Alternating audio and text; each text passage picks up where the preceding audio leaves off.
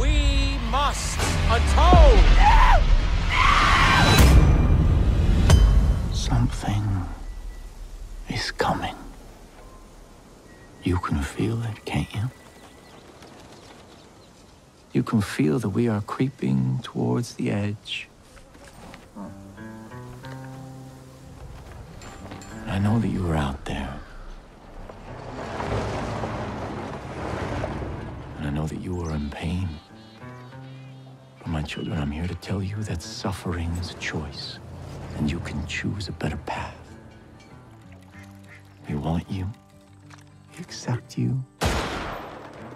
And we will take you, willingly or not. And some of you may fight, but in the end, you will thank us. I am your father, and you are my children.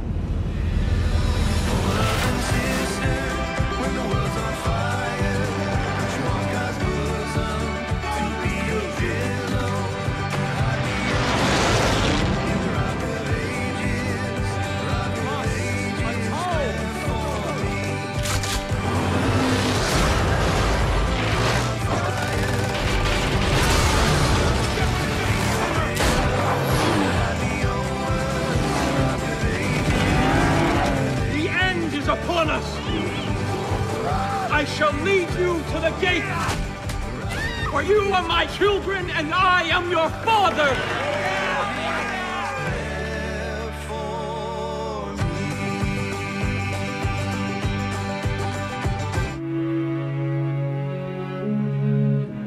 Woe to the man who leads my flock astray, says the Lord.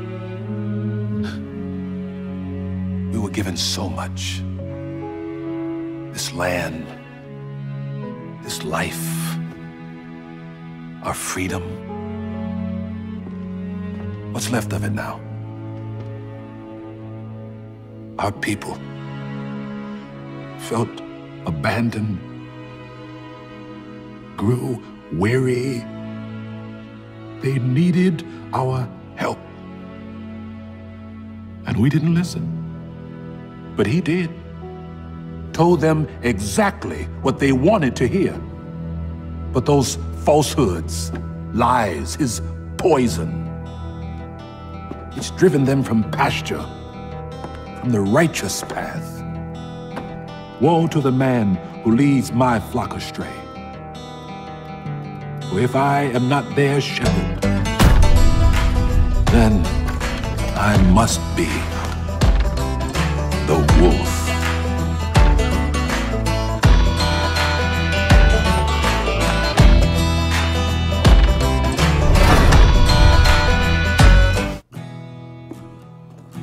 She's a beaut, ain't she? All this time, she ain't never let me down.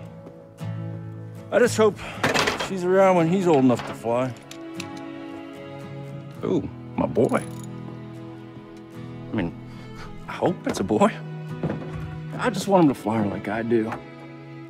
Not like my dad or my grandpa. They flew in the war, so I didn't have to. But now, I don't know if he'll ever have the chance. Not with these around here. People are scared, man. I may never have gone to war. If them Peggies come after my family, sure as hell we'll give them one.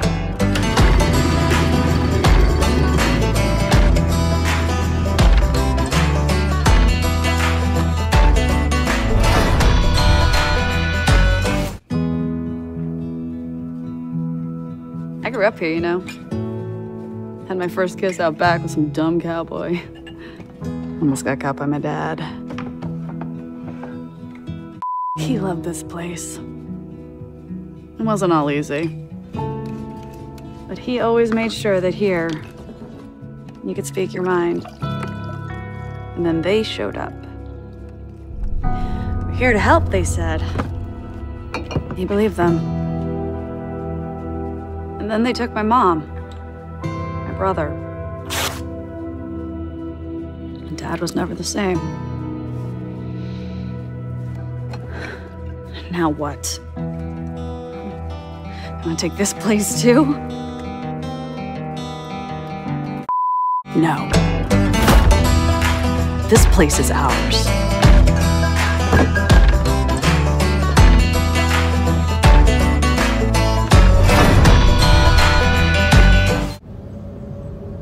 We kept this kind of longing to go to the States and bring Far Cry to the States, but it's not easy to do. The idea of going to a frontier in the States and bringing you to a place that you kind of know already. And just the concept that the thing that's in your backyard could be even more exotic than going 1,000 miles away. And that's why we brought it to the States. I am your father, and you are my children. We have to compete with ourselves. We built Voss, we built Pagan Min, we wanted the father to be amazing. A cult leader who absolutely unequivocally believes that the end of times is coming and that he needs to save as many people as he can, whether they want to be saved or not, was, I think, the genesis for what we built. I think what was interesting about Montana when we went there is we met a lot of people that didn't want to be messed with. They wanted to be left alone. And it created this sense of a frontier and a remoteness that really resonated with us. And what was cool about the language of some of the things we're hearing was, you know, sort of, maybe don't trust the government and we can do it ourselves. What happens when somebody else shows up and says, yeah, I agree with you, don't trust the government and we can do it ourselves and I will provide. All of a sudden you create this petri dish, this sort of magnet for crazy, which is where Eden's Gate goes. And this time we thought it would be really interesting if we basically create a cast of characters. And you've got, you know, the family, you've got the entire group at Eden's Gate, you've got Joseph and Jacob, John and Faith, and they each have their own personalities, and they each even have their own agenda. But then at the same time, you have all the characters that you have out in the open world. So you've got Mary May, and Nick, and you've got Pastor Jerome, and a host of other characters that you can meet and interact with. And when we see those characters come to life, and we see that they're not just AI waiting around to give you a mission, they have real personalities, they have opinions about stuff. The world feels real. You're gonna need to get help. And when we were in Montana, we met really interesting people that we imagined could really take care of themselves. I think that what's cool about that is that you go out into the world and you meet people for the first time. You don't know them. Maybe they don't trust you. But if you can strike up a deal with them, if you can have a conversation with them and make them part of what it is that you're building, they can join your resistance. And now you have a guns for hire that comes with you. So when I think of Far Cry, I think about the idea of kind of sitting at a bar, having a scotch, and somebody comes up behind me and starts to talk about an urban legend that happened kind of to them. And they're telling the story of survival in a frontier, and it's twisted, it's unique. That's what makes a Far Cry story. And if I can imagine myself at that bar, and I can hear that story and go, okay, we could build that, we could make that, that's a Far Cry. And I do that for all the projects that we work on. It's like, could that be real? And in this case, I think that bar is actually in Montana.